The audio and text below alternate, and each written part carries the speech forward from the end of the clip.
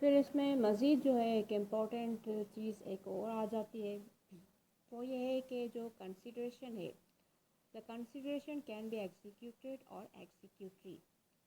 For example the sale and agreement to sell. अब इसका मतलब ये है कि जो कंसिडरेशन है वो एग्जीक्यूटेड भी हो सकती है, एग्जीक्यूटरी भी। अब इन वर्ड्स की जो मीनिंग है वो क्या है कि एग्जीक्यूटेड जो है, एग्जीक्यूटेड उसी ट्रांजैक्शन को कहते हैं कि जो कंप्लीट हो चुकी हो। मिसाल के तौर पे सेल, सेल जो है एक एग्जीक्यूटेड कॉन्ट्रैक्ट है, उसी का एग्जांपल है वो इस तरह से कि क्योंकि सेल में क्या होता है कि जिस तरह जैसे ही जो है प्राइस या उसका जो अमाउंट है या जो भी है कंसिडरेशन जैसे ही वो पे होती है, तो फिर क्या होता है कि जो सेलर है वो भी जो है उसकी जो ओनरशिप का यानी कि टाइटल ओनरशिप जो है वो इमीडिएटली जो है वो ट्रांसफ़र कर देता है। तो इसी सेंस में उसी को एक कंप्लीट ट्रांजैक्शन कहा जाता है और एब्सोल्यूट सेल भी कहा जाता है, क्योंकि वो मतलब कंप्लीट हो चुकी होती है सारी चीज़ें, तो उसी को ही एग्जीक्यूटेड भी कहा जाता है। Executed transaction means complete. लेकिन एग्जीक्यूटरी उसी को कहते हैं कि जो चीज़ें जो हैं कभी कुछ चीज़ें जो हैं अभी फ्यूचर में अभी बाकी है कि वो अभी होनी है, ठीक है, उसी को कहते हैं एग्जीक्यूटरी। मिसाल के तौर पे एग्रीमेंट टू सेल। अब एग्रीमेंट टू सेल क्या है, एक कंप्लीट सेल नहीं होता, क्योंकि जस्ट एक एग्रीमेंट होता है, उसी में क्या होता है कि एक बयाना दिया जाता है जिसको अर्नड मनी भी कहा जाता है, एडवांस्ड मनी भी कहा जाता है।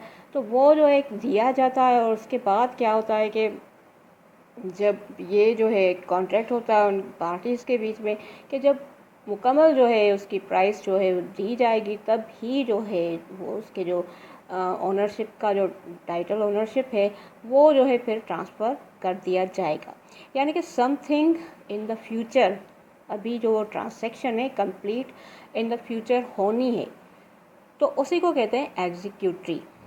ठीक, फिर फर्दर इसमें है कि it can be past present और future, however the English law doesn't recognises the past consideration. अब इसका मतलब है कि जो कंसिडरेशन है या ये जो बदल है ये पास्ट में भी हो सकता है या पास्ट में प्रेजेंट और फ्यूचर तीनों में हो सकता है, लेकिन इंग्लिश लॉ जो है अलबत्ता जो है पास्ट कंसिडरेशन को तस्लीम नहीं करता। ठीक, रिकॉग्नाइजेस मतलब तस्लीम नहीं करना। अब एग्जांपल्स क्या होंगे, अब पास्ट प्रेजेंट फ्यूचर मतलब क्या। अब एग्जांपल्स देकर मैं अगर बता दूं तो ये मतलब पास्ट कंसिडरेशन एशियन कंट्रीज़ में फिर भी टाल मटोल करके जो है वो हो जाती है। इंग्लिश लॉ तो सरे से ही उसको रद्द करता है, लेकिन एशियन कंट्रीज़ में ये अलाउड है, ये हो जाती है। समटाइम्स क्या होता है, पास्ट में आपने किसी के लिए कोई काम किया होता है, किसी के लिए कोई सर्विसेज की होती है, तो फिर आप फ्यूचर में जब आकर फिर कोर्ट्स में जो है उसका जो बदल है वो जो है आकर क्लेम जो है कर सकते हैं। यानी कि ये हमें कॉन्ट्रैक्ट एक्ट बताता है, अलाउड है, आप कर सकते हो। प्रेजेंट, प्रेजेंट तो प्रेजेंट है, सारी जो वैलिड हैं और सारी हमारी ट्रांसैक्शंस जो हैं अमूमन जो है वो प्रेजेंट ट्रांसैक्शंस ही होती हैं। मिसाल के तौर पे आप सेल कहें, मॉर्गेज कहें, लीज़ कहें, ये सब ये प्रेजेंट में ही होती हैं कि उसी वक्त ही सब कुछ होता है, कॉन्ट्रैक्ट भी और बदल भी और दावा यानी कि लिटिगेशन का प्रोसेस भी।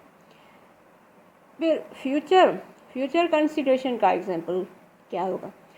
अब फ्यूचर कंसिडरेशन को आप का एग्जांपल बेहतरीन जो है इसको समझने के लिए वो कुछ यूँ है कि मिसाल के तौर पे कि मैरिज है, मैरिज भी एक सोशल कॉन्ट्रैक्ट है, ठीक है।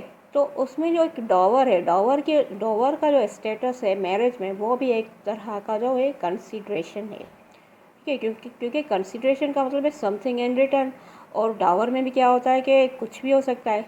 यानी कि ये ब्रॉड सेंस हो गया कि समथिंग इन रिटर्न में कुछ भी हो सकता है, यानी कि ज़रूरी नहीं कि वो सिर्फ प्राइस हो, कोई प्रॉपर्टी हो या पैसे हो, मिल्कियत हो, नहीं, उसमें आप प्रेयर्स भी किसी को दे सकते हो, ठीक। लेकिन ये है कि वो जो है डावर जो है उसको भी एक कंसिडरेशन के तौर पे लिया जाता है मैरिज के सोशल कॉन्ट्रैक्ट में। तो अब ये जो डावर होता है ना, इसके बेसिकली 2 टाइप्स होते हैं। एक होता है स्पेसिफाइड डावर और दूसरा होता है अनस्पेसिफाइड डावर। अब ये जो अनस्पेसिफाइड डावर होता है, इसमें क्या होता है कि ये उसी वक्त जो शादी के टाइम जो फिक्स किया जाए, और फिर समटाइम्स क्या होता है फिक्स किया जाता है जस्ट, लेकिन दिया नहीं जाता। ठीक है, जो दिया जाता है कोई ना भी दिया जाता है, लेकिन फिर भी क्या होता है कि वो फिक्स्ड किया जाता है, तो उसको कहते हैं स्पेसिफाइड डावर। फिर दूसरा इसका टाइप है अनस्पेसिफाइड डावर। अब इसमें क्या होता है कि उसमें लिया और दिया तो नहीं जाता, लेकिन कुछ फिक्स भी नहीं किया जाता, यानी कि दोनों ही पार्टीज़ ये कह कर उस चीज़ को, उस मामले को उसी पर वहीं पे छोड़ देती हैं कि मतलब हम इसको डिसाइड भी फ्यूचर में करेंगे। अब ये अलाउड है, तभी तो इसके जो है बेसिकली 2 जो हैं इसके टाइप से शरीयत में और में अलाउड हैं, किसी न किसी वजह से हैं, तो तभी उसी को किया गया है। तो बेसिकली डावर के ये 2 टाइप्स हैं। तो जो चीज़ फ्यूचर में अभी तय होनी है और कंसिडरेशन वो, तो उसका एग्जांपल यही है फ्यूचर कंसिडरेशन का, जैसे कि अनस्पेसिफाइड डावर। ठीक, फिर इसमें जो है फिर मज़ीद जो एक इम्पॉर्टेंट चीज़ है उसमें यही है कि जो कंसिडरेशन है, इट कैन बी एडिक्वेट और इनएडिक्वेट। यानी कि जो कंसिडरेशन है एक मुनासिब जो है, एडिक्वेट, एप्रोप्रिएट, यानी कि वो भी हो सकती है। अगर इनएडिक्वेट है तो उसकी वजह से फिर भी वो जो है वाइड नहीं होगी, यानी कि वो भी अलाउड है। मिसाल के तौर पे किसी की जो है गाड़ी थी और वो डिज़र्व करती थी कोई मतलब 15 लाख 20 लाख करती थी, लेकिन वो उससे कम रकम में अगर जाती है तो फिर मतलब कंसिडरेशन जो है अगर कुछ इनएडिक्वेट है तो मैं उसकी वजह से वो वाइड नहीं हो सकती। फिर नेक्स्ट इसमें it must be real and not the illusionary, यानी कि जो कंसिडरेशन है वो रियल में होना चाहिए, इल्यूशन नहीं होना चाहिए।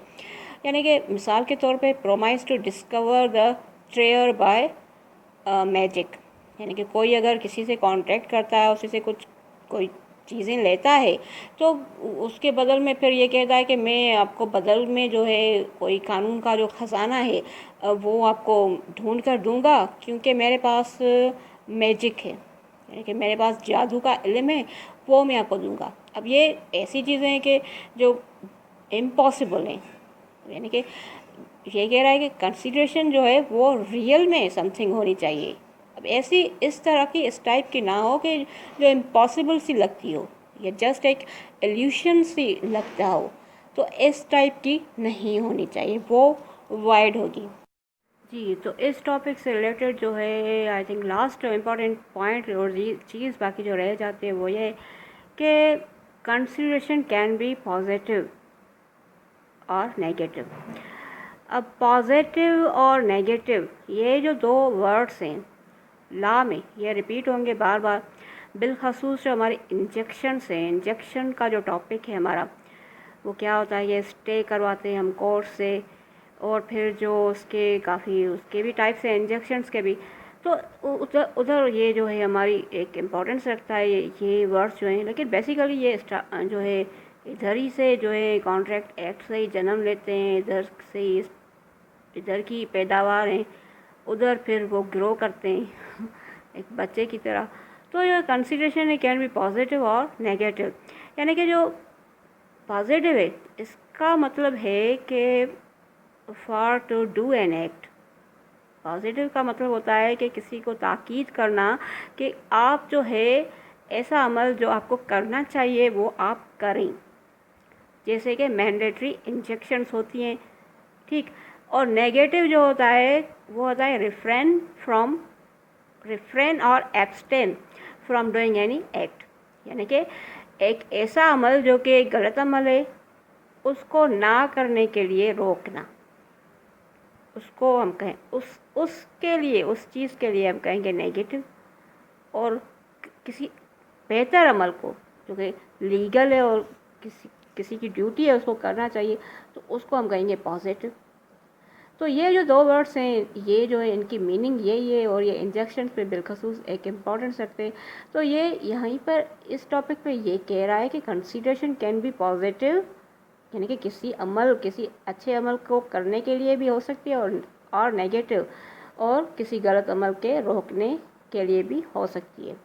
ठीक, अगर कोई इस टाइप का कोई MCQs आ जाए, क्योंकि ये जो टॉपिक्स है हमारी डिफ़िकल्टी सारी करते हैं हमारे MCQs में ही मोस्टली, तो इसलिए मैंने कहा कि ये हमारे एग्ज़ाम्स में मैटर करते हैं, इनको देखना चाहिए। फिर नेक्स्ट है कि it must not be the illegal, immoral और अगेंस्ट द पब्लिक पॉलिसी, यानी कि जो कंसीडरेशन है वो इस टाइप की नहीं होनी चाहिए कि वो किसी भी तरह से गैरकानूनी हो या इमोरल हो या फिर अगेंस्ट द पब्लिक पॉलिसी, यानी कि मुफाद आमा जो पब्लिक इंटरेस्ट है उसके अगेंस्ट में नहीं होनी चाहिए।